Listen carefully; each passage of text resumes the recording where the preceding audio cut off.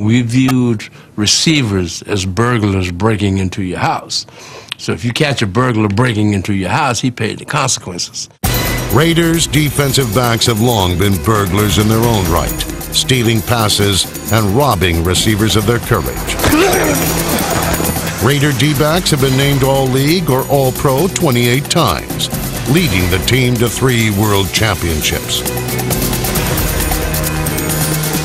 We were kind of a team that was based around the secondary. And if we could blanket them, and if you can stop passing, you can have pretty good defense if they can't pass against you. The Raiders' bump and run coverage was the trademark of Willie Brown. When Willie jammed you, you had a war. It wasn't just somebody pushing you or shoving you or redirecting you. You were in a war. Yeah, you knew what they were going to do, and it was one-on-one, man-on-man, and the best man was going to win the football game. With man-to-man coverage on the outside, the Raiders' safeties controlled the middle. When you played the Raiders, you knew there was a couple things you didn't do. You didn't run slants and you didn't run crossing patterns. And, that was just a given. So our corners really played hard to the outside, and things in the middle, George Jacobson and myself kind of, we took care of the middle of the field. Our philosophy was take no prisoners. A receiver coming into the secondary was going to get hit. He was going to get hit hard. He was going to get hit consistently. And he was going to get hit by more than one guy.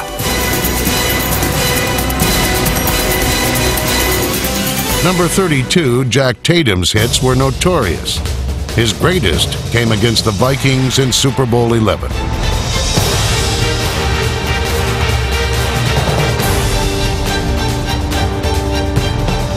The hit on Sammy White was it was a pattern that they run. They'd run a deep post with Ahmad Rashad, and that was supposed to take me deep and take Willie Brown deep, and then they'd run Sammy White on a crossing paddle underneath behind the linebackers. I got a good jump on the ball and didn't get there in time to knock the ball down, but like I said, the first couple of steps you can almost know if you're going to get there in time. So I just decided that it was time for the big hit, and I was just going to run right through the receiver.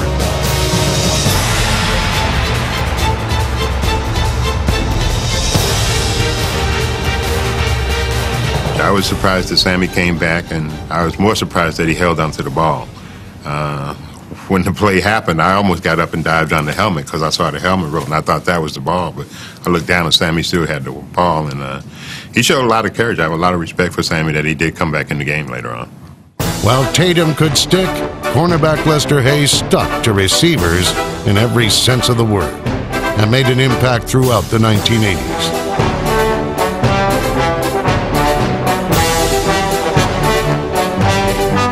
I can say this, okay? God blessed me as he has blessed no other defensive player. He could cover, he could do all of those things, and he really believed that he was the best at what he did, and he wanted you to come at him. I remember playing like in the old school back in 1965, and like it was 40 on 40, and it was guys out there playing, and they had knives and they had pistols in their pockets. And the thought of fear or doubt, it was null and void in my mentality.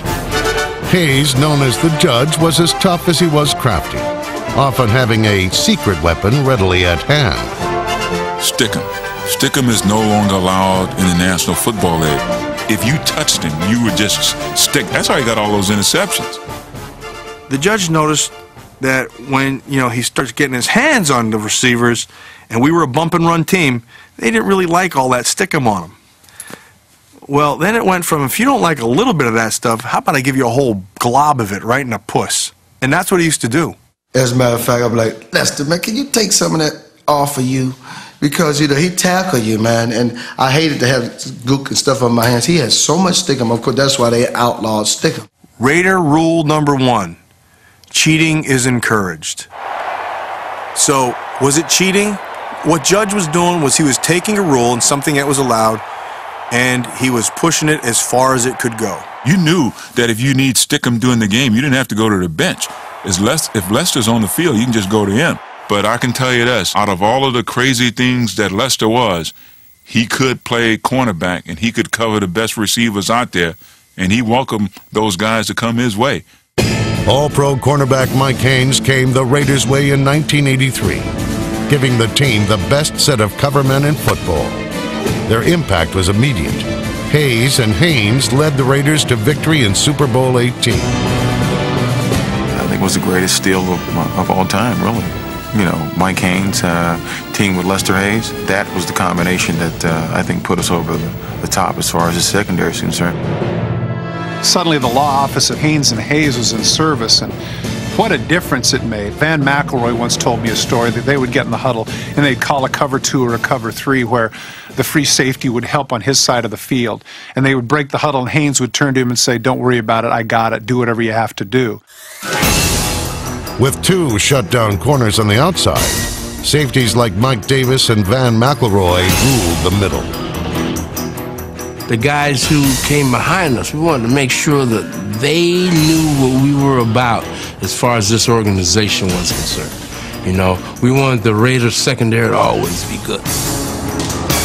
In the 1990s, the Raiders secondary was patrolled by 5-time Pro Bowler Terry McDaniel and Hall of Famer Ronnie Lott. In the new millennium, cornerback Charles Woodson and safety Rod Woodson led the Raiders to an appearance in Super Bowl 37. The latest Raiders standout, cornerback Nnamdi Asomugha, exemplifies the Raiders' long tradition of size, speed, and physical force in the secondary.